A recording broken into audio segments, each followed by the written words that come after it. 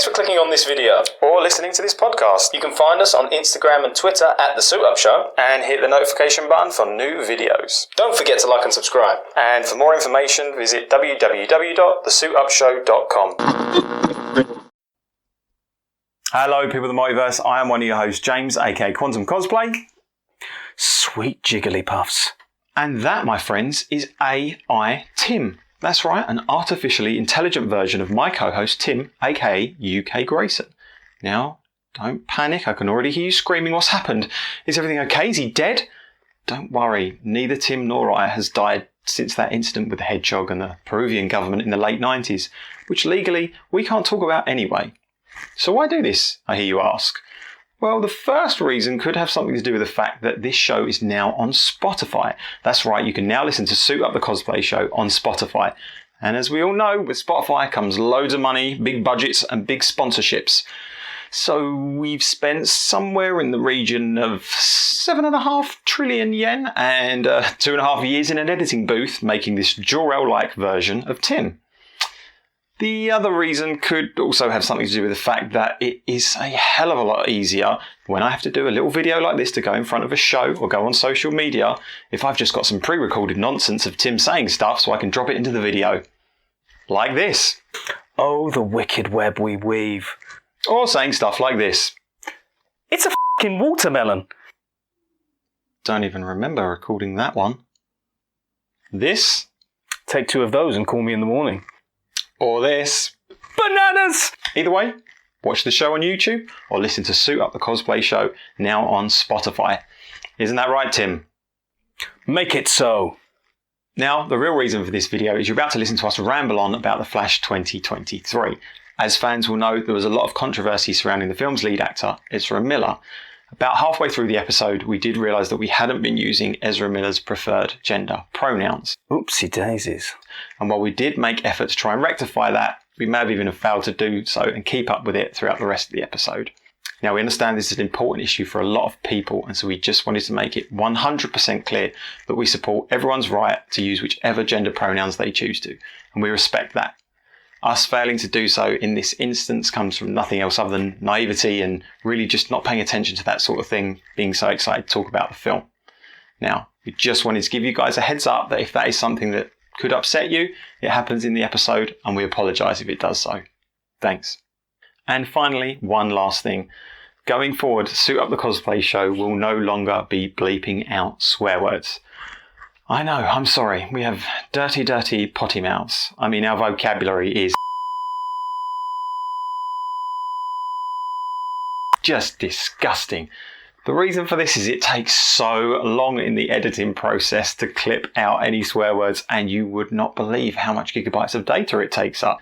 We probably should stop swearing, but that's probably not going to happen anytime soon, so we thought we'd better give you a heads up. Just in case this is something you maybe used to throw on in the background while the kids were running around, maybe don't do that anymore. Thanks for listening.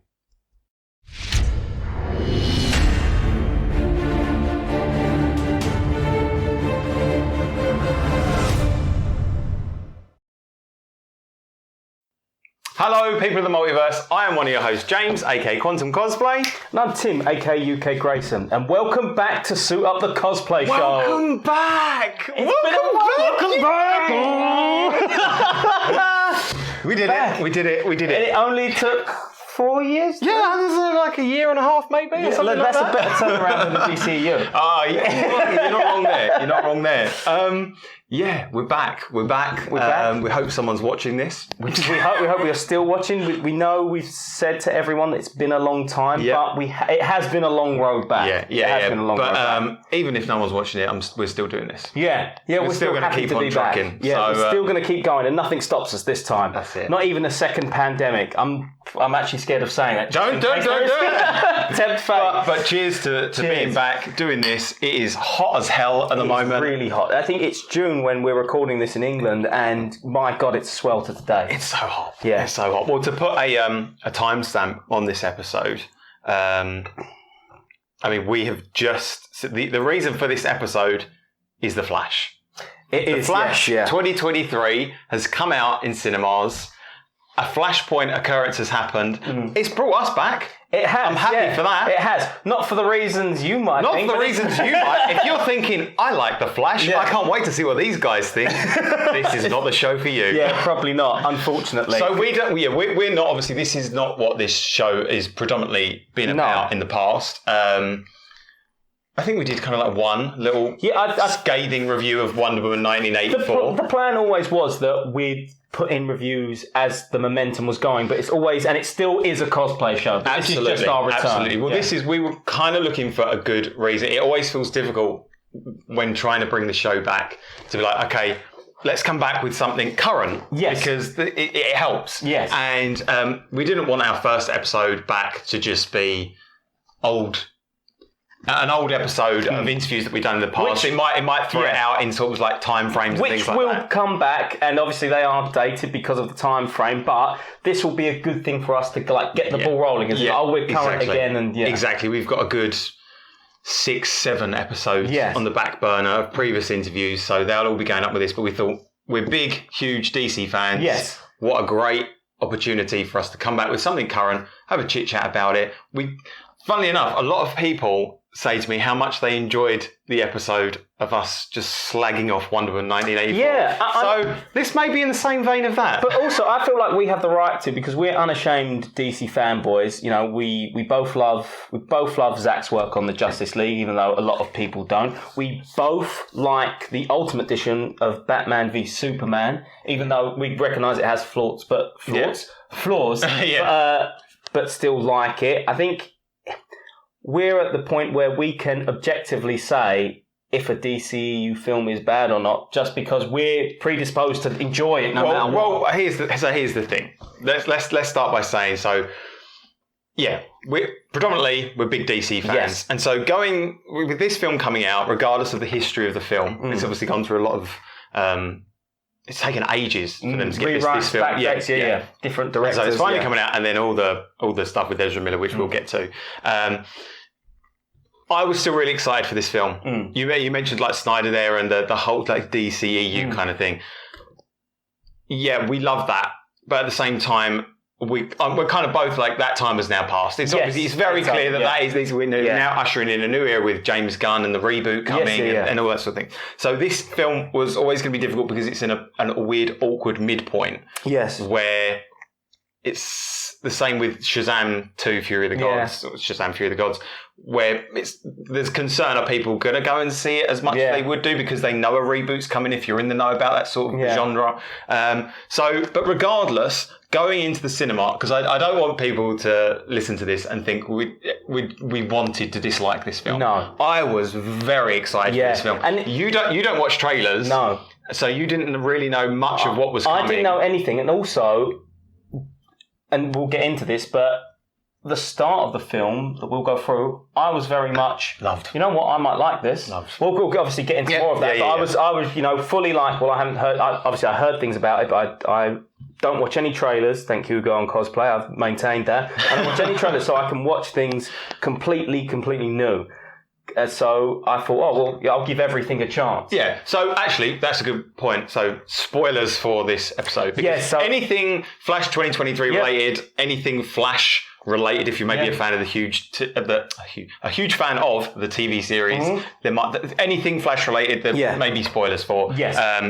I'm sure by the time this comes out, the people that wanted to have seen it will have seen it. But it's always good to just say that. It's always good to give a spoiler. So what were you aware of going into the film? Like, had you heard anything? Because obviously there's a lot of with Keaton back and Supergirl and I'd heard about Keaton, and I'd heard about it was Supergirl or Superwoman now, or that they'd I didn't. You hadn't seen her, had you? No. I know they'd changed, but whether it was. I didn't know if it was actually like Kara or it was like, oh no, but Cal's a woman now. Yeah. Which I know if you want to get into it, that's who Kara is. But no, I thought it was more like, oh no, they've just made it so that the first child born in Krypton was a girl now. Right. So you didn't know. So you didn't know specifics, but you had an idea. Yeah. Okay. Yeah. So I had watched the trailers because this film had been marketed as the greatest superhero film ever. Yes. Tim, it's the greatest superhero film ever. Warner Brothers says this is the greatest superhero film ever. And a lot of Stephen King, a lot of celebrities. Tom Cruise. What are you doing, Tom Cruise? Yeah. What are you doing phoning up Andy Muschietti for 15 minutes, telling him it's the best film he's ever seen, and we need to get people back to the cinemas, and this is what's going to do it. That was a warning sign for me, because if ever you get, and especially mainstream media now, say how great something is, usually it's not the Flash, it's the reverse. Usually it's the reverse. Oh, the reverse Flash. Yeah. I was in the opposite camp where I was confident in how confident they were. Really? I think it was overbold, but Warner Brothers started promoting this film so early on. I was like, they love it. They have to think this has to be good. All signs have to point to this being good. Yeah. And so I was excited for it. So, quick overview. What did you feel about the film?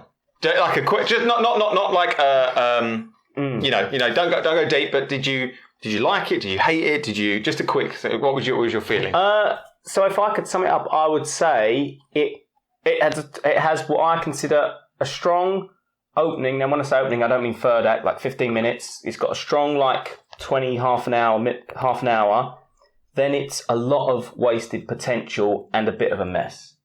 If I'm very like, and that's me being very generous with it. Yeah. Okay. Yeah. Yeah. I think it's got a lot of, and I know the film suffered from rewrites, but it's got a lot of good ideas and good intentions, which kind of go a mess.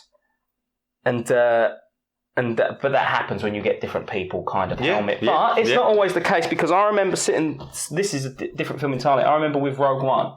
I'm a big Star Wars fan. I remember when Rogue One came out, it was announced, it had so many different directors and it was thrown from person to person. I was like, there's no way this is going to be good. It's my favourite Disney Star Wars thing. Yeah. It's not a high bar, but it is. Yeah. That's my favourite Disney Star Wars. Yeah, so regardless of what happens behind the scenes, there's potential for, even in a mess of things, for something good to come out. There is a potential in the edit. You can make this work, or you can make something of this. And perhaps that's why I went into Flash with it. Like, well, maybe it worked. I don't know yet. I haven't seen it. Yeah. But as it moved on, and I get very, if a film doesn't keep my attention, I get very critical of it. So I'm like, right, I bet that bit was written by him. I start deconstructing it to keep myself entertained. Yeah. Because if the film's good, it'll just keep me in it. I'm just there. You're not looking at your watch. You're not thinking about the behind the scenes things. You're just invested in them. Yeah. So. Okay, that's yeah. And what's yours? And this so that's what I was just about to say. That I think that's a pretty apt description. Yeah. And also, just before we go into this and we start really delving in deep, this is just our opinions. This is completely subjective. Yeah. If you loved this film, I'm so glad you enjoyed it. Yeah. Because there's nothing better than having just stuff to love. This is not. Yeah. And if you hated the film, you hated the film. Yeah. Everything is subjective. We are not experts. We're two nerds. Be all and end all of. No, we're two nerds with a camera who like to dress up. This is our opinion. This is not. This is just how we felt about it. I hated this film so much. If this film is my reverse Flash. If I find out that this film somehow causes the death of my mother, I would not be surprised. It was so much fun. And there was also a reason for doing this podcast was, same as coming back and it being timely. I just needed to talk about this film. Yeah. I saw it opening night. Couldn't wait. Well, that was the message I got from you. You saw it opening night and you was like, what are you doing the weekend? We have to watch this film. So okay, is it? And he's like, no, it's terrible, but we need to talk about it. I don't like giving my opinion to people who haven't seen a film before they go into it, because you never want to give them. Yeah. You don't want to put anything on them before they go into the cinema. But I just told you I didn't like it, but I need to see you see it. Yeah. But we're adults. If you liked film and I didn't, we'd tell each other, I didn't like that film. Oh, what? Yeah, exactly. We're perfectly capable of disagreeing with each other and it being fine. We're not going to come out of the cinema and have a ruck. I can't believe you didn't like that. We're going to full on fight. The Flash is good. No, but like I said at the start, I was like, I kind of like this. Like maybe James's opinion is wrong here. It turns out it wasn't. It was all, it was all just drawing me in. But so let's dig into the weeds because I can't wait to talk about this. So. Well, should we go to the start? Because at the start we can give what we liked because you and I both. Well, I was going to say before because you said you felt there was a strong start and then it delved off and it was a bit like troublesome, and I just absolutely hated it so much. It was I sat through the film and people who I saw it with, someone afterwards said to me, sitting through that film with you was so much fun because you didn't say a word and I could feel the hatred coming from you as you sat through it as everything happened. So before we dive into this and tear it apart a bit, because that's probably what's going to happen. What did you like about it? So, because let's look, praise where praise is due. What did you enjoy about this film? Like we'll go start, but then because there's later things I liked, but then we'll go back and we'll probably go back over each other. But at the start, we get, essentially. Oh wait! Sorry. I hate interrupting you. Housekeeping. A little bit of housekeeping for the suit up the cosplay show in general. I just thought about this. Go on, because I'm going to start swearing during this a lot. All right, we are no longer bleeping swears. It takes far too long in the edit. I'm not doing it. I'm just putting that out there. Yeah. If you're watching this, going forward, if you're like, this is fine to throw on if the kids are running around. Yeah. Not anymore, it's not. Because it takes far too long. It takes so long in the edit, bleeping out swears. I'm not doing it anymore. So fucking get ready. Outstanding. Wear that one. Brilliant. Right. So, that being said, what did we like about it? Let's say what we enjoyed about it. So, suit up R-rated. So, what I enjoyed is when you get an opening with Barry as the Flash and Ezra Miller, which you know what? I didn't mind. Yeah. Point one, Ezra Miller. Yeah, but a lot of problems there. But go on, carry on. But I didn't mind him as Barry singular. I didn't mind his kind of jumpiness. I could get that out. And it's him being the Flash. Like he puts on the suit.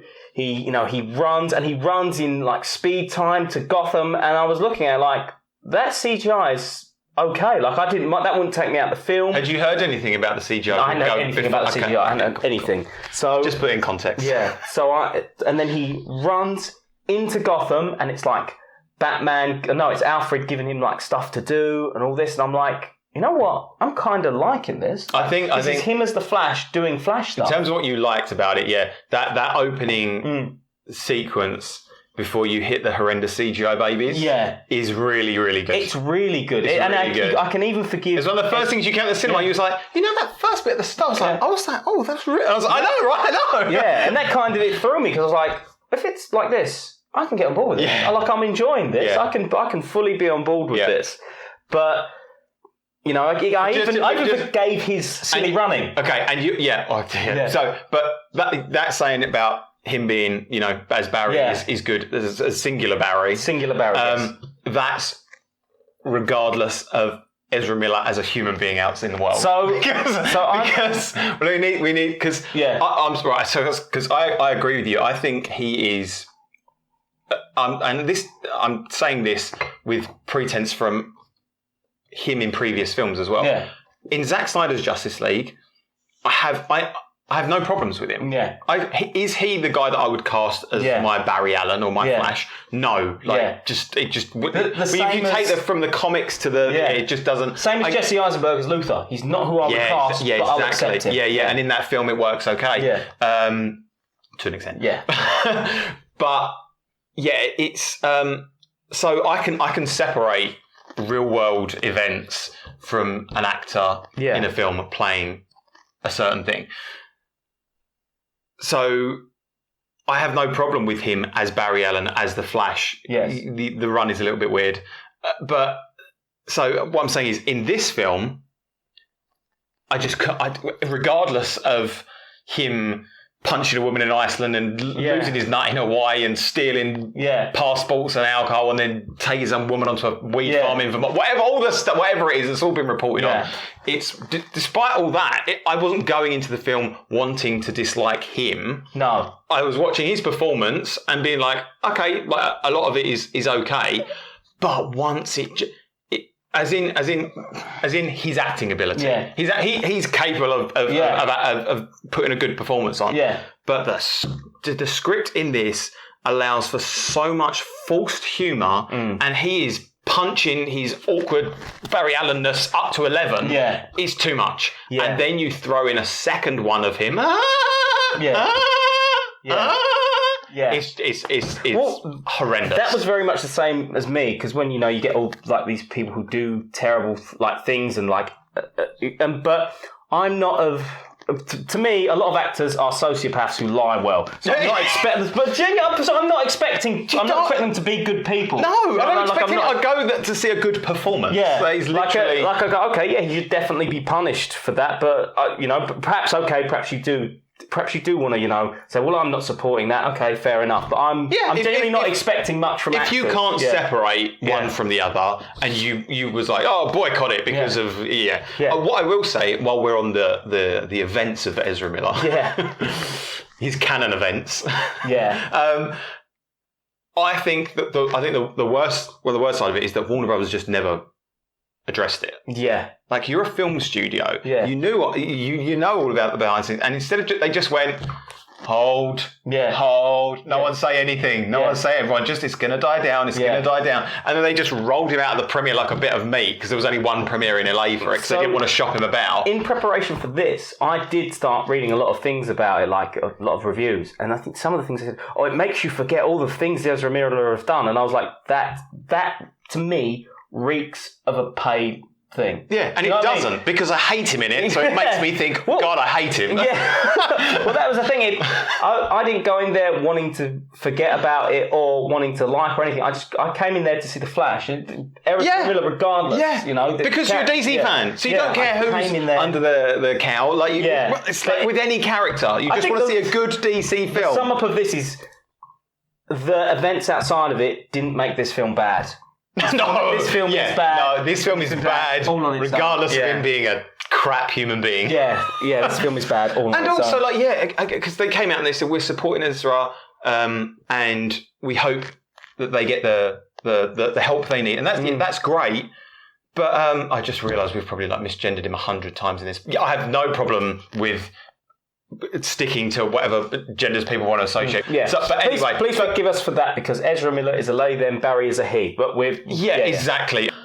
That's the point. Is that they should, if from my personal opinion, Warner Brothers should have come out and said, we don't accept the actions of this person. But we're still putting the film out because loads of people worked hard on it. There's other people that, this has been a huge undertaking. You've got Michael Keaton, you've got Sash. There's so much stuff that should be seen. Do I think you should have cancelled Batgirl and kept this out? Absolutely not. I would have much rather have seen Batgirl than this. Really? Oh, yeah. Because Keaton was in that as well. Right. So, yeah, you know what? I think DC has been heading in a wrong direction, and for the film to have been cancelled, because you can get it as a tax write-off, it must have been bad. Yeah. It must have been bad. Yeah. But after seeing a bad film, I'd rather see a different film. That's true. Yeah. But my point of that little rant there is that just come out and say something. Just say, we don't stand by the actions of this person, but the film's still getting... They didn't say anything. Yeah. They said nothing. Yeah. But anyway. That I think that was what they said when they paid for a lot of reviews to do damage control. Yeah. Just the whole review thing, I don't know. That was kind of another reason I wanted to do this. I wanted to go and see it with you because I disliked this film and I saw it a second time. One, to double check that I wasn't going mad. Two, to see it with you. Yeah. But in terms of the whole review thing, what people have said about it, I was just like, this isn't a good film. No. Am I going mad? No, it's not a good film. And I'll come on to this once we get further into the review process. Yeah. There's this thing now where if a film isn't good, production companies will now instead focus on something else, whether that be controversy behind, certain casting or, maybe it's just shifting attention. It's this real thing which they do now, which maybe you don't believe, but I think they do now to take away from the fact that their film isn't very good. Yeah. And they go, well, no, At this point, it's looking bad because I didn't want this film to do bad. No, I didn't want The Flash to be a bad film. At this point, we're a week after having been released, and it's not looking good box office wise. Like the drop, I think it's had the highest drop ever in terms of a superhero film. Yeah. It's not doing well at the box office. It looks like they're estimating it's going to lose something like 300 million because they spent so much on it. And then the marketing scheme, like they spent so much marketing in this film. Good month before the film came out, there was like adverts, trailers, events. Like it was a huge deal, and it's just concerning. Like you can't get it right. Well, I think the problem with DC is they're forever playing catch up to Marvel. They're forever looking at Marvel and going, "Well, how do we do that?" And the thing is that they shouldn't do that. They should be themselves. Because you look at things like Joker or The Batman, which are huge successes, but the tones are so much different. Yeah. But that's what DC does well. If you look at the source material, if you look at everything, they can do that stuff well. There's even a few moments in The Flash where Ezra does these amazing acting moments or has these real moments which are actually good. Yeah. Where I watched it and I was like, I believe that. Yeah. I believe what they have just said. Or I believe Barry's arc there, or I believe what Bruce Wayne said. And they're not, played for funny or anything. They do let some moments hold. And you know what? I'll play devil's advocate. I'll blame Marvel more for the undercutting a serious moment with humour. Yeah. So in things like Thor: Love and Thunder. But to me, this was just Thor: Love and Thunder. Yeah, down to the floaty head. But that's what I mean. They're forever playing catch up because they think that's what works, and that might work for Marvel, even though it's probably not working recently. It might work for Marvel, but DC could be its own thing because people. I think they don't credit audiences with enough intelligence because they think people want the same thing, and ultimately they don't. If you look at everything. Post Infinity War, like all the films leading up, even the ones that aren't good, they're all different tones. Like Civil War is a massively different tone to Homecoming. Thor 1 is a massively different tone to Guardians. They're all different movies. But that's where Marvel's success works is having unique tones for each film, and then still being able to bring all those characters together and having them interact cohesively without it seeming weird. Yeah. But this was just weird. It was weird. Everyone is on... When you bring in... When you've got Affleck and Flash and Wonder Woman standing on a bridge and the entire environment is CGI and there's just no weight. It's like, oh, Wonder Woman's here. It's like... Oh, it just feels so weightless. It's just squandered. Well, I think Marvel gets away with, a lot of subpar things these days because you've got the Infinity Saga to look back on and go, well, it was good. So they've got a lot of, good credit to trade on. DC doesn't really. They've got nothing to trade on. Oh, look, it's Wonder Woman. It's like, but we did nothing with her. But that's the thing. Yeah. That's one of the main problems with this film is that it is trying to trade off of 100% the best things from the past. That's why they do it poorly. They do it poorly. Yeah, it's like it's like Affleck's there because everyone. Well, not everyone, but I'm saying he has a lot of weight to him. Yeah, he is Batman and. Regardless whether you love him or hate him as Batman, he's there. But you're playing off of all that goodwill that Snyder brought to the character, and his fate. Let me talk about this because this was one of the most upsetting things because you get that opening moment, and then Affleck's there. And I was like, this is fantastic. You see the silhouette of him coming off of the plane. He jumps out on the bike. The bike matches his character. Like the design of that is... Like I said, the opening, fantastic. Yeah.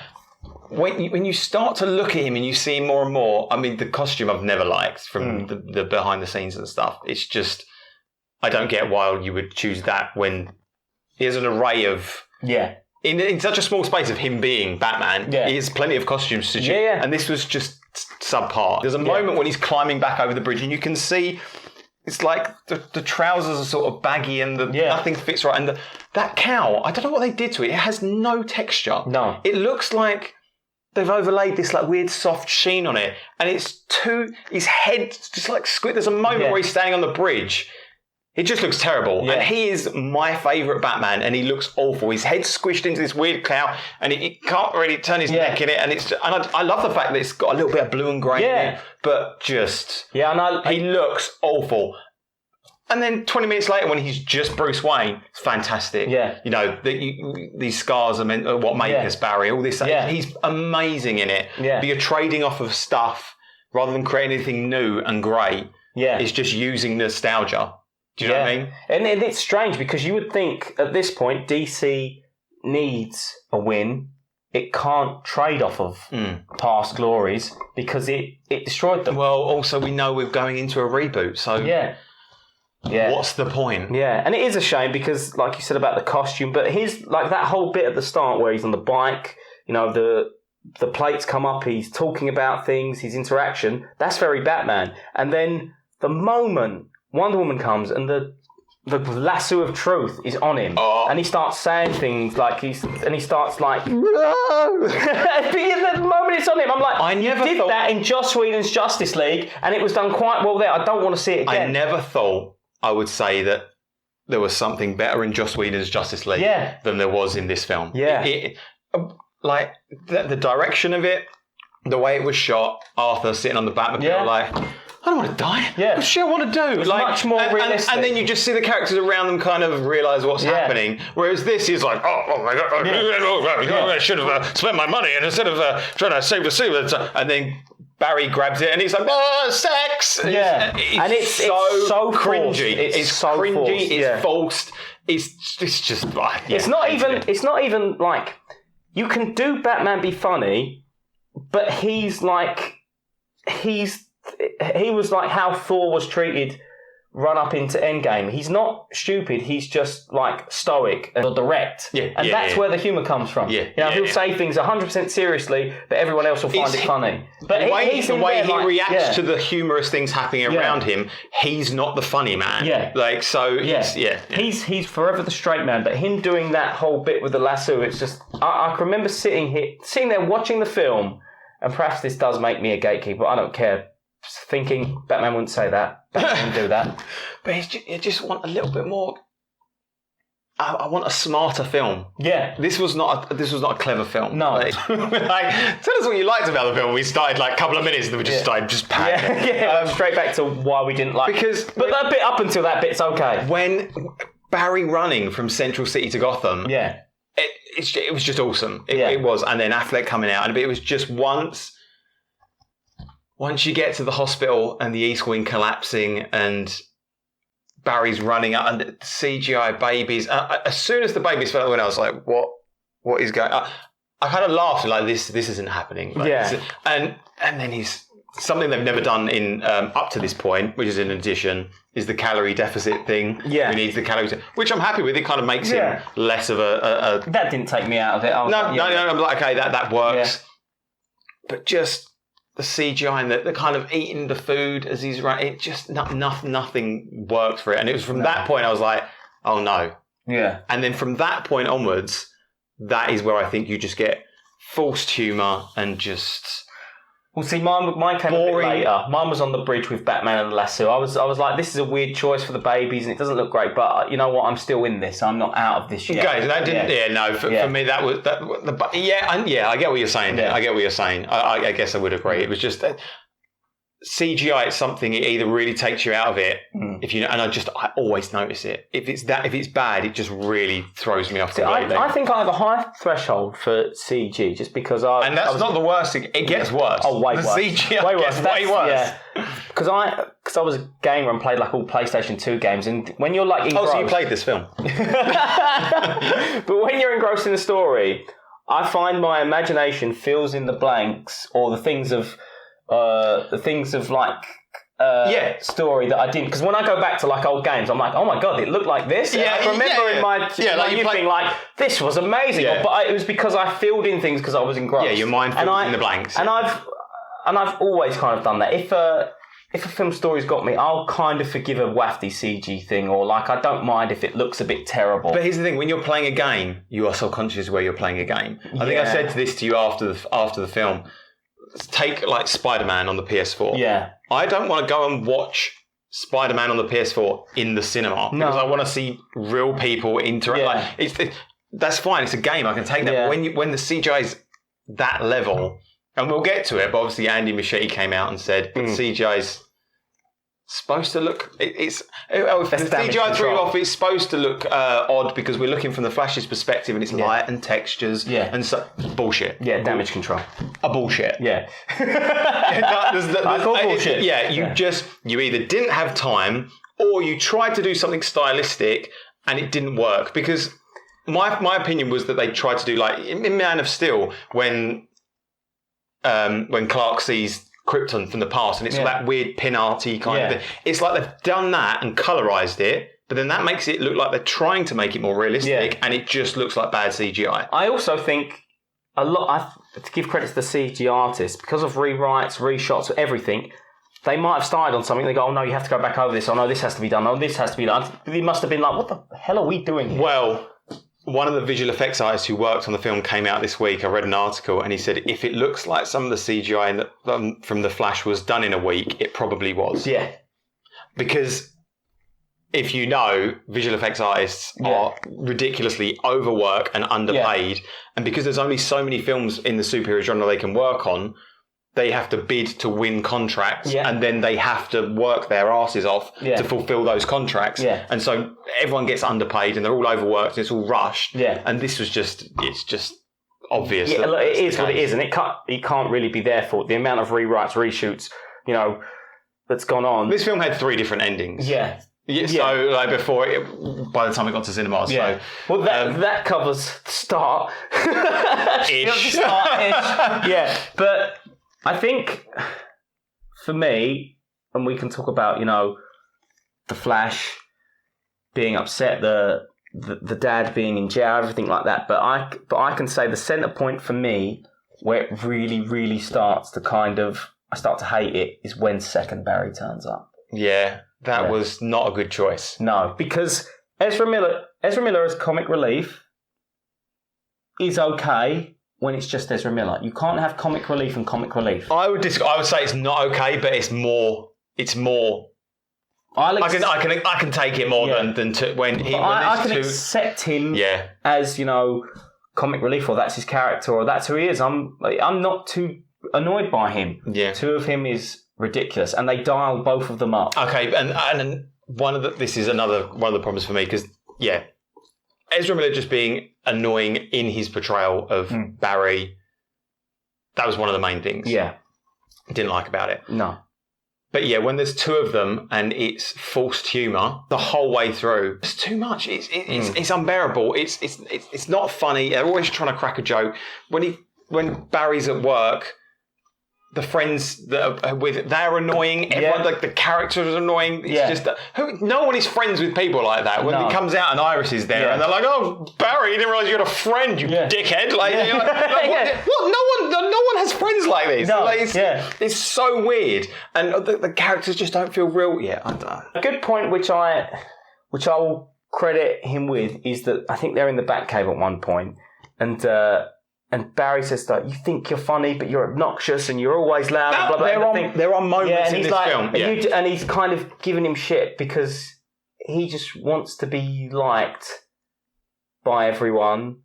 And sometimes it misses. And I was like, that's a really nice, real moment. Yeah. But it's overshadowed by how much he does become irritating. Yeah. Like you just can't... Irritating is the... Yeah. That's the nail on it. It's just... He's just irritating. Yeah, and one of my real pet peeves with... Like I said, I will say this is more Marvel's fault, is with films now, is they will not let a serious moment linger or lie. Or they think everything has to be funny. Because that's it's got to be funny. And it's like... You can have funny moments, but I don't want to be here trying to make laugh all the time. Like Yeah. if it's something's naturally funny, it's funny. If it's not, you can't force it. And it feels like really now writers are trying to force it, or film. I don't know, or like someone, whether it's studio, director, whatever, is going, this should have more jokes in. Yeah. And it's like, does it need to? I said to you after we came out of it, I was like, if you take 100% of the jokes, I probably laughed 5% of them. Because there was funny stuff in there. Barry falling through the floor when he phases and you just hear the woman scream, that's funny. That's funny. Like, and him using the saucepan to like hide his dong and making a noise against it, that's funny. That is funny. I was like, that's really fucking funny. Yeah, when there's moments when past Barry is in his suit and he looks at him in the bat plane. Yeah. And he's like looking at him awkwardly because he can't turn his neck because there's a Batman count on the masks. All that. There are funny moments in it. But when you're throwing in stuff like Barry loses a tooth and it shoots into the mouth of other Barry, and then they're like, oh, you lost a tooth. Oh, no, I lost a tooth. And that was only done so that at the end of the film, we could have a freeze frame on Ezra's face as a tooth randomly drops out. Yeah. Go, no. It's not worth it. Yeah. No. It's so false. Yeah, and there are some moments like, in this film, Barry is 100% the Flash. Like, he's got the ring, he's got the costume. Yeah. You know, he's saving people. And he's an idiot. Justice League. He's an idiot. He is an idiot. Yeah. There's loads of things he does where it's like, Barry, come on, Barry, you'd have more say over the situation than this. I like my heroes to be competent. Yeah. Unless we're in like an origin story where we're learning it. And I get that they were trying to throw some of that onto second Barry, which happened really quickly and false. But our Barry is now to the point where he's in full use of his powers. You know, he's throwing tornadoes and he's phasing. Utilising his everything. And it's all undercut by him not learn. This is the one of my main gripes of the film. He learns no lessons. No. So he goes back in time, which that is an element. Yeah. I don't like the fact that this version of the Flash can just go back in time. Yeah. Because in comic book law, he can't just go back in time. Yeah, they have to build this giant contraption, the cosmic treadmill, which then utilises his power so he can go back in time. Because he was just go back in time, because you get there's no weight to anything anymore because you can just go back in time and keep trying to change things over and over again. And it just happens by happenstance because he's angry about his mum and when he's on the phone to his dad, and he just goes back in time. He learns no lessons the whole way through. That this horrendous stuff happens where he creates a world where there's no metahumans and Zod invades and they can't stop him. And at the end of the film, he still changes something. He still changes something with a can of tomatoes on the top shelf so his dad can look up. Which, this is brilliant. Buckle in, right? That's not an alibi. The whole alibi situation revolves around Barry's dad. If he'd only looked up and looked at the CCTV, then we'd show that he was there. But guess what? He comes home and you hear his mum scream as she's murdered. Yeah. So he could have just walked home from the supermarket, killed his mum, and then be like, Barry, call the police. It's not an alibi. It doesn't make sense. It doesn't make sense. It doesn't make sense. That's one of the great, because you pointed that out to me. That whole thing, he goes back to stop his mum dying and his dad getting arrested. Yeah. And one of the things that Barry does essentially change is his dad looking up at the security camera. That at the end of the film, after all the shit's happened, it's like, okay, or maybe I'll just change this one thing. No, learn from it. You just nearly destroyed the entire world and the entire timeline and universe itself. Yeah. Learn from your mistakes. Don't touch anything. Just leave it. And he's like, no, put the Candace Mars up there. It'll be all right. Yeah. But his dad comes back home and finds his mum murdered, and he's like, call the police.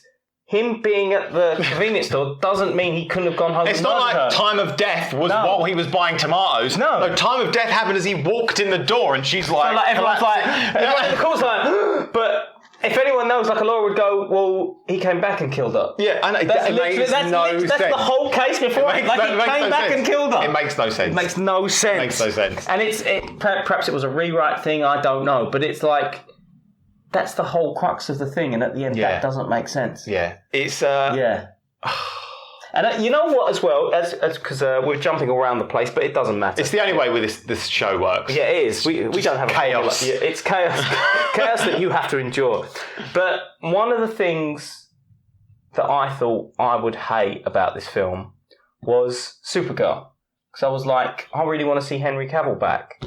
She did a really good job as Kara Zor-El. She was fantastic. A really, really good job. Yeah. Her costume is good. Oh, whoever designed that costume, yeah, it can't have been the same person that did Batfleck's costume because it's great. Yeah. There's a really, little really subtle details in the way the S is slightly different. Yeah. There's even like around her neck is like the detailing that's on like the wrists of Cavill's Man of Steel costume and stuff like that. It's perfect. She's fantastic and she's not in it enough. Well, and for me, what I quite like as well... Same as Keaton. Yeah. What I quite like as well is that, and I'm not sure if they meant to do this, but it kind of puts this thing as Kryptonians are born with dark of hair, no matter what. Because I know everyone's like, Kara's blonde. Yeah, this is something I always bang on about. The current Warner Brothers regime hate blonde people. They must do. It's so and weird. redheaded people. yeah. Because anyone that's blonde in the comics, they're like, no, make them dark hair. Yeah. It's so weird. It's a very strange. It's a very strange. Look, she did a. But it works in this because it's an alternative timeline thing. So it works 100%, and also. She does very well. She's a young actress, but she handles all her stuff very well. Her storyline is rushed because for her to be where we need her to be in the storyline, she has to go through the adaptation that Kryptonians have to do to Earth. You know, the hearing in about 30 seconds. Mm-hmm. So that's rushed. Mm-hmm. But she's great. Yeah, everything that happens with her is great. She's just great. Yeah. I wish there was more of her, but this was a Flash film, so she's a cameo. She's a standout as like a good character in it, and they, you know, you'd say she's not in it enough. I think she's utilised and in her scenes, you know, and portrays herself really well. Michael Shannon's back, and I love Michael Shannon. I love Zod. I love Man of Steel.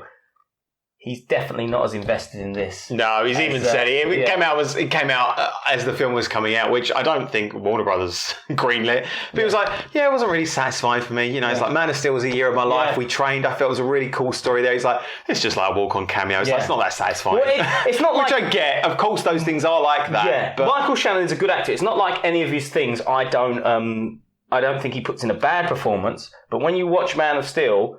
That's Zod there. It feels like every line he delivers has fury or somber, or he really, really believes it. Yeah. Whereas in this, you know, it just doesn't have the same ferocity. And that doesn't mean it's like a bad performance. It just means there is not as much passion and will as there was when he was Zod. Yeah, and he's there as a face. Yeah. He's CGI'd onto a costume. It's just, the same with... Feora? Yeah. She has no lines in it. No, she's just looking. Yeah. Because they didn't want to pay her, probably. Yeah. So they're like, you don't get to have and lines. I mean, and that's, look, we've gone from the end, we've gone to from the beginning to the end. The reason I think we've kind of cut out the middle is because it's really, really a lot of member berries. It's essentially what the middle is for me. It's like, look at Barry's awful shitty friends. Look at second Barry being silly. And look at Michael Keaton. Wasn't he a good Batman? It's coming off the heels of greater stuff that's come before it. Michael Keaton is fantastic in this. On paper, this film is so good. Yes. On paper, because you take the DCEU, even though the Warner Brothers don't call it the DCEU, although they've just called it that on a box set, which they're releasing to try and make a little bit of money off of whatever they can. 10-film DCU box set, although coincidentally they've taken Suicide Squad out of that because James Gunn probably wants to keep some of those characters. The whole thing's ridiculous. Yeah. But, Michael Keaton is great, but it's great seeing him. It's great seeing him move how you want Batman to move. It's fantastic. But the thing with Michael Keaton's Batman is he's just Michael Keaton. Yeah. He's not, and I mean this with absolutely huge respect to Michael Keaton, but he's making Batman more like Michael Keaton than Michael Keaton becoming Batman. Yeah. So when you're seeing it in The Flash, it's just Michael Keaton again. And I would have liked some more of... It's so ridiculous to just have the same cliche Bruce Wayne. He's in his recluse with his long... The only reason they gave him that old man long hair wig is so that a stunt double could do that bit in the kitchen where he's diving around all over the place without showing his face, because that's the only reason it's there. Yeah. I said to you, it would have been so much... If his Batman isn't Batman anymore because Gotham is one of the safest places on Earth, why not having this stately Bruce Wayne who's maybe married to Michelle Pfeiffer Catwoman? That would have been amazing. He's done his done his duty. He's fulfilled. He's done it. Yeah, he's living the best life, and then he wants to come back as Batman. It's like... Yeah. Okay, we only usually go out every now and again, but okay, yeah, the world needs saving. That's it. And it could have been a great thing between him and Michelle, even Vicky Vale. If they couldn't get Michelle, why is he this reclusive? Yeah. Why is he like? Why is he this odd kind of Big Lebowski slipper wearing recluse? And it's always that, and it's the cliche. It's just I don't get it. Why, if he's like, well, Gotham's one of the safest cities, so why doesn't he have a happy ending, or at least try to have a happy ending? It would. What I'm saying is, in this alternate timeline world, it just would have been something different to see, rather than the cliche Bruce Wayne. Bale did it, for God's sake. I would also have appreciated, them having maybe Michelle Pfeiffer and him talk about, and him going, well, look, you're old now, and him going, well, it was never healthy before. Yeah. And I did it because I was needed. Am I needed again? Yeah. It's just... There's so much there to have been done rather than just bringing back into the fray. It's the same as when... I loved all the Keaton Batman stuff. It's great. Do I need to see a tape measure? Probably not. A little bit still. Yeah. But there was stuff that was... I mean, when they've come back from Russia and all the bat suits on the floor and there's blood everywhere and he's just got a fish hook and he's just stitching himself up and he looks in the mirror and smiles. That's Michael Keaton's Batman. Right there. That's Michael Keaton's Batman being like, oh, it's good to be back. Yeah. Even though this is horrendous, it's good to be back. But even when I was watching it, and I loved when you see all the sets and all the, his house and everything, you're like, they've rebuilt that set, that's fantastic, and I love the Batcave, and they've even got the old monitors. But the Batcave that Barry knows where it is, even though Batfleck doesn't have that Batcave. Yeah, Batcave, he's got a different one. We're going to use all his Batman stuff. Let's go down into the cave that I don't know exists because it's not in my timeline. He's never been in the Burton universe. Affleck has the Lake House cave, so it's not Wayne Manor cave. So it's just another little misstep. But anyway, with Keaton, it was like, as I was seeing all this stuff, and I was like, it was cool. I was like, but I didn't need to see him come back. Do you know what I mean? Yeah, well... I've seen him as back. I didn't need to see him come back like this. You know what? I could have had a film where you have him teaching someone as Batman Beyond, or he's come back properly. I don't need to see him in this. And I'm really tired. If this film had done well, God knows how they thought that was going to happen. That was going to be It's weird because Warner Brothers regime has changed so much, but back when they were trying to salvage the DCU rather than reboot it with Gunn, that was going to be... he was going to show up in Batgirl, and then if it had done well, there would have been a Batman Beyond with Michael Keaton, which I think would have been great. But guess what? That's Batman. Yeah. This is the Flash. Yeah. Yeah, it feels like there are a few IPs with things like DC and Marvel which are bigger than them. So with DC, I will say Batman is bigger than... That's why they stick him in everything. Exactly. It's the same with Spider-Man. Spider-Man is bigger than Marvel, in my opinion. If you really think about it, Iron Man, Thor, those were not characters everybody knew about. I mean, if you and I know... They've brought that up to the level of Spider-Man, but Spider-Man is always... he is... 100%. I think he's one of the characters that sells the most merchandise of all. I think second is Batman, maybe. For those exact reasons. They are almost bigger than the company. And I will... always kind of try and defend DC a little because I am an unashamed fanboy. Marvel has done this more than DC in the remember this, this was what happened. But they did all those bits previously and then went, remember this. Yeah, but that's why they've got a lot to trade on. Yeah. That's why they've got a lot of goodwill to trade on, because they gave the Infinity Saga, which is not so much a film as a cultural probably the greatest superhero film ever made. Not The Flash. Yeah. You take Endgame, Infinity War, you take that as one film, there's your greatest superhero film ever made. Well, that's why I was sure it couldn't be Flash, because I was... It's James... It worries me. Yeah. James Gunn said that. The guy that is now rebooting the DC universe went on paper and said that he thought it was one of the greatest superhero films. I feel like a lot of people don't know that everything you see, every interview, every YouTube clip, everything is the film industry. It is. I get he's got to say that he's now the new guy. And I'm not saying that as like as a downer. I work in it. I work in it quite closely. I've worked in it for 5 years now. Yeah. Everything you see, you hear about could be a lie or designed to sell it, because at the end of the day, they're selling you a product. They just want money. It's just what it is. And that doesn't mean that, what you felt watching it isn't real, or, you can't have good stories. But you should be aware that this is a business. Yeah. This is 100% a business. And I do have faith in Gunn's reboot.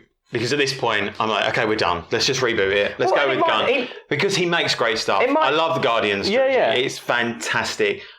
He's capable. I know you don't like the third one so much, but he's capable of doing it. And it's also, he's just got the DCU. It's that someone from Warner Brothers says, look, you got to say this. You got to say this. Yeah. It is what it is. I also think it might be the case that maybe when he said that was while the film was being made. The version he may have seen probably wasn't finished. It's like, this is going to be great. But it's not beyond the realm possibility for someone who's getting an entire universe to go, yeah, it's the best thing ever. Yeah. Yeah. The CGI in this is offensive to me. It's so bad. And you can't really go around it. The chrono ball, when he goes into the chrono ball, because he can just travel back in time now, and he can do it over and over and over again. That weird spinning, especially when you see Affleck and Zod, and they are they're so bad. And once they realise, once Barry 2 goes back over, I did like that twist, and I didn't not see it coming, but I enjoy it. It's nothing that the Flash TV series hasn't done with Savitar or whatever. It's old Barry. I saw it coming as soon as he got more than one thing in him. I was like, that's who that is then. Yeah. Dark Flash. Yeah. But I like that, and I think they played that well, because he's just, come on, let's keep doing it. It works well. It's the weird. I hope when the makeup came off of Dark Flash, it looked like Hayden Christensen. I don't know why. I was like, that's not Ezra Miller. I was like, that doesn't look anything like Ezra Miller. If you age Ezra Miller, he looks like Hayden Christensen for some reason. It was weird. I don't know what it was. But then when worlds start colliding, the multiverse collides. Yeah. If you haven't got the budget or the money to do something unique and different with characters from past, like Chris Reeve, a little bit of Adam West. Just don't do it. If you're just going to show me CGI rendered people flying down and looking through a CGI hole, it's just slightly better than TV. Yeah, they're not doing anything. And some of them was, especially like, you've got, this is a huge spoiler, but we warned you. You've got the Nicolas Cage versing a Spider Superman. Okay, which we have learned that Nicolas Cage actually came and shot in costume, and then they had to throw bad CGI over it to make it look like everything else. Yeah. How dare you? It's such an inside joke as well. That's such an inside thing to put in a Flash film, because that's something that probably only DC fans or Superman fans would know and love.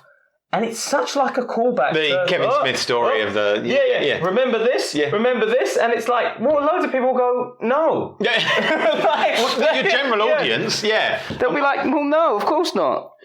Yeah, it was just too much. It was just too much for me, when you could have... If this is really a send-off to everything, because I can't think in their right minds that Warner Bros. Would have thought that Ezra would be going forward as the character of the Flash at this point. I mean, maybe someone fell and hit their head and they really did think this was the greatest superhero film of all time. But what I'm saying is, why not? Because there's been a huge drop off since Aquaman. If you can literally look at it in graph form, and it just dips, and it peaked a little with Black Adam, which I love, but it just send it off. So why not use the characters that you have from this existing universe Jeffrey Dean Morgan, Thomas Wayne. Yeah. Use it and do a Flashpoint story. I came out the cinema and had to go and read Flashpoint as a cleanse to this film. The worst thing about this as well is because it's more of the same with DC getting it wrong. It's the same as Suicide Squad. It's like, well, you've got the source material there. You don't have to make up your own story. Yeah. I don't understand what's wrong with like adapting a good story. Yeah. Flashpoint's a good story. Yeah. Just as the Suicide Squad with Joker had an atomic bomb is a good story. Yeah, yeah. Why are you changing it? It's so far, or writing yourself into corners, or trying all these new things when it's like, well, all you have to really do is this. Yeah. You've got your outline here. It's like when people are screaming, just going, we just want the Arkham games. Just make that in film. And then they don't do it. There's stuff that fans want. And they, for some reason, they just don't listen. No. Because they want to do their own unique thing. And But they're not. They're trying to copy Marvel, and they're trying to play catch up. And you think at this point where it seems to be DC's, their business model is, we'll throw any shit at the wall, see if it sticks. You think, eventually, it's like the Shakespeare monkeys analogy. You'd eventually think you'd get something good. Well, actually, I suppose, they get Batman, they get Joker. Sometimes good things come out of it. But they don't seem to be learning. Yeah. They don't seem to be learning. But that's the problem. They're always going to learn the wrong thing. So I would have loved, and still would love, to see a Batman Beyond storyline with Michael Keaton. They're going to look at the profits from this film and go, guess no one wants to see Michael Keaton as Batman anymore. Yeah. No. We just want to see a dog shit Flash film, please. Yeah. Absolutely, we'll take that. And it's upsetting, Tim. It's really upsetting. It's really upsetting. And like we said with Marvel before, Marvel's got a lot of good grace to trade on so that they can go, oh, remember this, because you've got an entire cultural event which kind of really brought heroes into the forefront the way no other film has. And we can all argue, Nolan's trilogy. Yeah. But as fantastic as that was, it didn't do what Marvel have done. No. So they've got that to trade on. DC's never had that to trade on. No, it's almost the hopes that they want you to forget that everything's been terrible, that you enjoyed it. Yeah. And there is the argument to go, maybe DC should just keep to their solo individual movies because they look great, they do well, but DC fans crave for that shared universe. We want to see that shared universe. The fact of the matter is, on paper, their shared universe was looking better than Marvel, because before, Chris Hemsworth, Chris Evans, Robert Downey Jr. before. Oh, the potential, you mean? If you took one or the other and went, which one do you think? It wasn't that these people weren't good actors. It was that they hadn't really been in anything big. I mean, Chris Evans' biggest role before that was maybe Human Torch, wasn't it? In the Fantastic Four. Oh, Evans, yeah. And, Chris Hemsworth before this did Dancing with the Stars in Australia. Yeah. Things that are fine, but definitely they weren't like superstar names, and Marvel kind of launched that. It's good story. Yeah. It's what backs it all up is good story, and this was... Yeah. And you'll hate me for this, Marvel fans. DC has better stories. Fight me.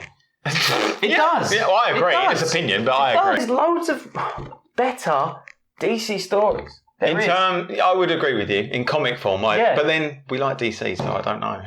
You know what? I'll give you that I am biased, but there's much more to look back at. Yeah, it's just frustrating. It's frustrating. I know. It is. But the main problem for me was Ezra, two of them, forced humour, bad CGI. Yeah, sorry, we went on a tangent. No, plot points that don't make sense. Yeah. Why?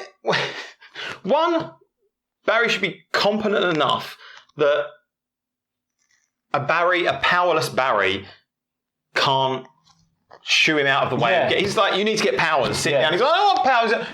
You're the Flash. You're a superhero. You're the fastest man alive. You can't hold an alternate version of yourself who has no powers down in a chair and just be like, just get hit by lightning. Held him down and saw the lightning coming and moved out of the way. He should be competent enough. Yeah. Barry too, yes, he's an idiot. He's supposed to be an idiot, but Ezra playing him as an idiot is just annoying. Yeah.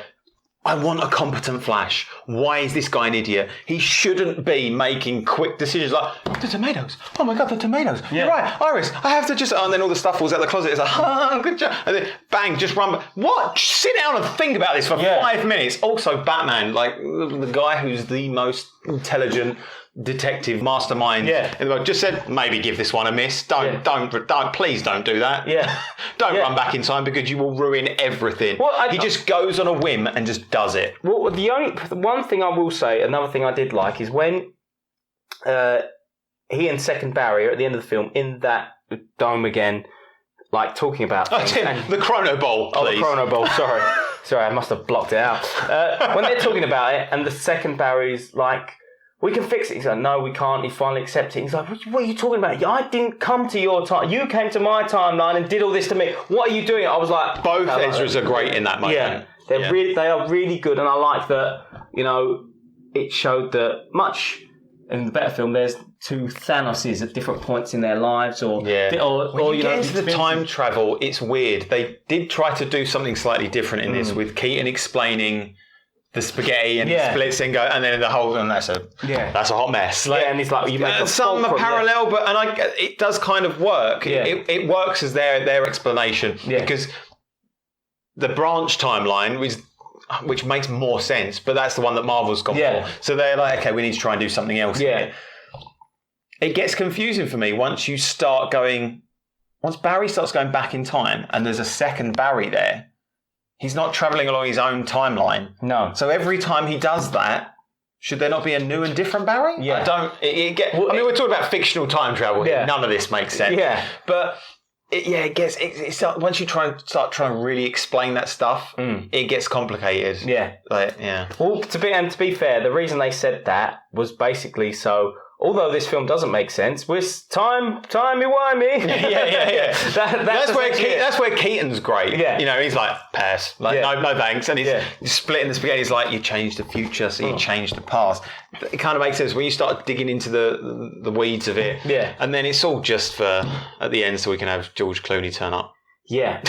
Which, you know what? He does make a good Bruce Wayne. Just in terms of like... Love Clooney. Yeah. Absolutely love it. But you and I have spoke about this before. We unashamedly like Batman Forever. Which is...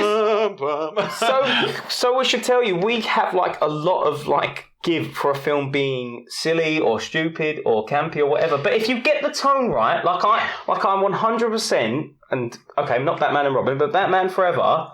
I 100% will be like, that film makes sense within the world it's set. Yeah. That over Gotham with, the car that drives up the walls and, all right, Tommy Lee Jones, he goes a bit far. But if you look at the opening monologue... What you're saying is we're going to do a Batman Forever podcast. Yeah. But what I am saying is if you put a film and it totally makes sense in its world... you can go with it. Yeah. I think that's what I liked about Snyder, is that in his world, I believe everything that happened there. Yeah, because it's establishing the tone and it... Yeah, that... In The Flash, it's a mess. It's a mess of... I don't know what the vibe is, the world is. I don't know how to take the world. I don't know. Yeah. It's either bad CGI where no one's really standing in an environment that exists. The Kryptonians are all just fighting in the desert. Like there's moments in the desert where Barry and Barry, they start running together and you get like this little like rocky track and it's kind of but then that's a cliche in itself because we got to the point where that's the thing now where you throw and I liked it, but it just the movie itself wasn't strong enough to carry everything. Well, that's the thing is I like those little bits. I was like, oh, that's pretty cool. But then it goes from that bit into something else that takes you out of the film, and it's hard to It's a spaghetti. It's a hot mess. Yeah, the whole thing is a hot mess. Just pour it on top. Yeah, but I do think there is. I didn't hate the costume. No, I thought I wouldn't like it. It works better on film. It's not good. It's not great. The cow's still wrong. I don't like the weird neckline. The hat. It doesn't. And he's too. Over proportion. They've made him really muscular. Yeah. And Ezra looks great when he's got his shirt off. Yeah. When they're electrocuting Barry. Looks great. He's clearly in shape. But then this weird costume design where we're going back to the Batman and Robins and where it's a one-piece urethane. You can see it behind the scenes where it's flexing at the... It's odd. But they did well with it on camera. I love the light tracks in it. It did look good. I must admit, I like the costume. I didn't think I would, but the more he was in it and like running around in it, even with the silly run, I was like, I like that costume. It works for his character. But I think there's a lot to be said for, because I think although the Flash, we're like, it's a hot mess. Why did Supergirl know she was going to electrocute him? Why when Barry's sitting in the chair and Bruce is like, this is crazy, but okay, I'm going with it. I liked his attitude. So it's like, I think this is a terrible idea, but okay, whatever. He's like, I don't really care. I also like his boiler suit. I also like his tiny little scarves he keeps wearing. So many Why scarves. is this Bruce Wayne wearing so many tiny little scarves? What's going on? It's Johnny Depp. What's happening? Yeah. They're like, let's get Barry back his powers, so we're going to electrocute him. Kara has no idea that's happening, just floats into the Batcave, sees him lying there. You'd be like, what are you doing? What's going on here? Instead, it's like, oh. I would play devil's advocate. Superhero means she could have heard it. If you really wanna. Yeah, okay. Yeah. But is she paying that much attention? No, yeah, but I would. Zod on her plate. Yeah, I would give her that. If you think it's still a mental thing to do, to take a dying man up and get electrocuted. It's still like a really mental thing to do. Yeah. Yeah, but I think it's, to be honest, for me, it's not just the Flash. There's a bigger problem, I think, with superhero films of late, in that they want to, and this doesn't count for, Batman that was released or Joker. And the ones that did good, the ones that just stood on their own. Yeah. There's this thing now with superhero films, is particularly Disney, or people want them to just strive forward on their own momentum because of what was great before. They can't stand on their own as like a good project. Like you have to have watched everything else for you to understand this, or this fades into that, or this is good because you like this whole world. And it's like, I miss the time when the grind in which particularly Marvel put in to make the MCU big, because everything had to stand on its own. Yeah. The end credit scenes were just, little Easter eggs for people who really, really liked it. But don't get me started on it. Oh God, yeah. But leave Aquaman alone. I love him. Stop taking the piss out of him. We took the piss out of him in comics forever. Yeah. And then Snyder comes along, makes him a fantastic character. Yeah. Aquaman, whether you like it or not, does great. Yeah. Did fantastic at the box. I think it's like one of the highest grossing DC film. It might be the highest grossing DC film to date. It did $1 billion. Yeah. And then post that, we're just making jokes of him being a drunk and fucking fish, and it's so... Stop it! But it's also another thing where I'm saying, like, no serious moment can hold. Like, a lot of characters who are not jokes are being made jokes. Thor's a good example. Drax in the last Guardians. It's from Ragnarok to Love and Thunder. It's like, too far. And this is where you start to get superhero fatigue. Yeah. This is where you pump these films out so quick, you rush the effects. If the storyline's not tied down greatly, the general public go, it's another super. It's another super. It's another super. But in my opinion, the reason everything before was so good is because, we're all nerds, we love this stuff. When you watch a film, and even if the film's not to your taste, but you can tell there's been love put into it, or there's love put behind it. There's loads of films I watch, and maybe I don't enjoy they did the character, or I wouldn't enjoy that choice, but I can tell that was like 100% done with love. Yeah. That was 100% trying to do the best for that character at that point. And it's... Perhaps it's hard to articulate, but you can feel it. You can feel it when you watch a film and you're like, that was done for a laugh. That was put in by a committee. That wasn't, you can really feel the difference between someone who gets these characters, understands them or understands the situation and puts every bit of effort behind it, and someone who doesn't. And I think that's, in the end, what The Flash is there's loads of moments in there where that's something good, or something The Flash understands, or something that would have been good, but instead it was played for, but this will make us money, or this might get laughed, or this might do that. Yeah.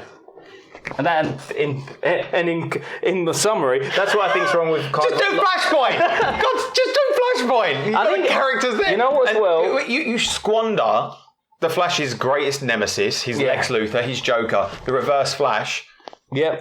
There's just nothing. Going forward, were they just going to go back and be like,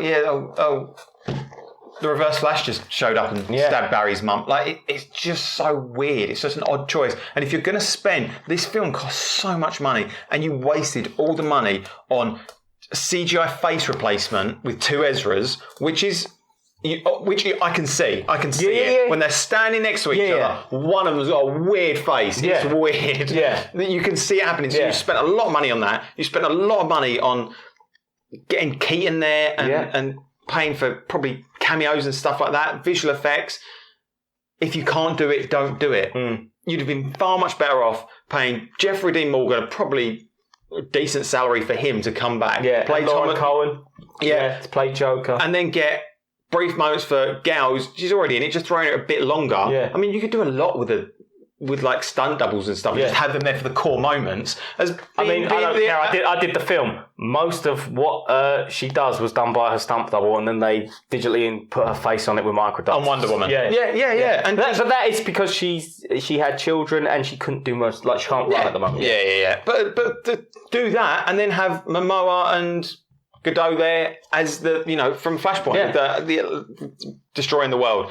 It's just, it's just. Well, I think that's the thing of the constant disappointment of DC fans is that it's, if anyone's seen Arcane, and it's that last moment of what could have been, because we know there's an amazing film out there where there's Jeffrey Dean Morgan as Thomas Wayne, as Flashpoint Batman. There's Lauren Cohen as Joker. There's so much you could have done with that universe, and what we got instead was this. Yeah, and you wouldn't have needed the end to reset No. Just leave it. Just go, okay, that's done. And then, because everyone knows we're rebooting it anyway at this point. But the problem is, if you keep making these and you don't hit it out the park first time, you then have to do it again. Yeah. And then have to do it again. And all of a sudden, like Spider-Man, we've got tons of Spider-Man films, and we're constantly trying to get it right and get the perfect version.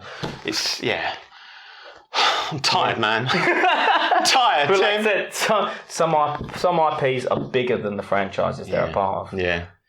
But look, all we can do is, if you enjoyed The Flash, I'm glad. Yeah. I'm happy for you. Yeah. You need your head looking at, but I'm joking. But in a love note, Suit Up's back.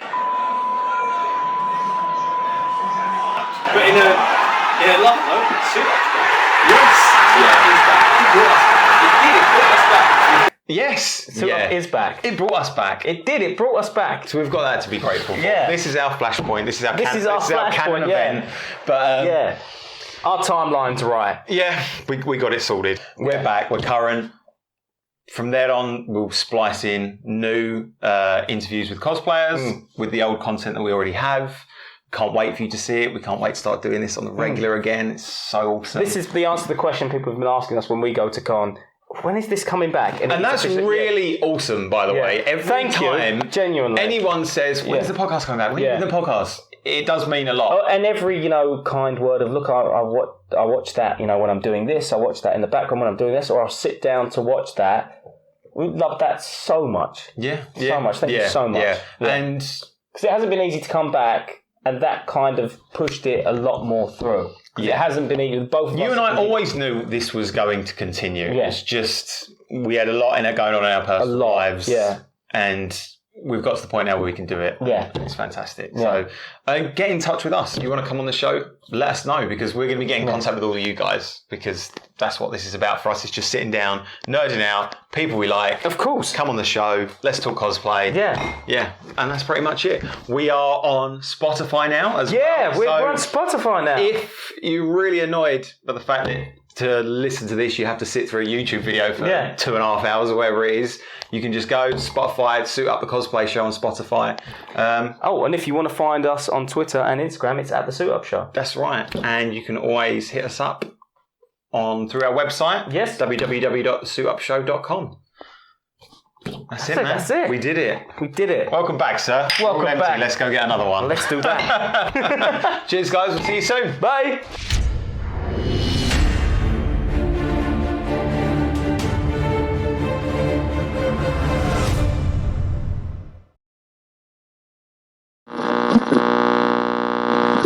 Thanks for clicking on this video. Or listening to this podcast. You can find us on Instagram and Twitter at The Suit Up Show. And hit the notification button for new videos. Don't forget to like and subscribe. And for more information, visit www.thesuitupshow.com.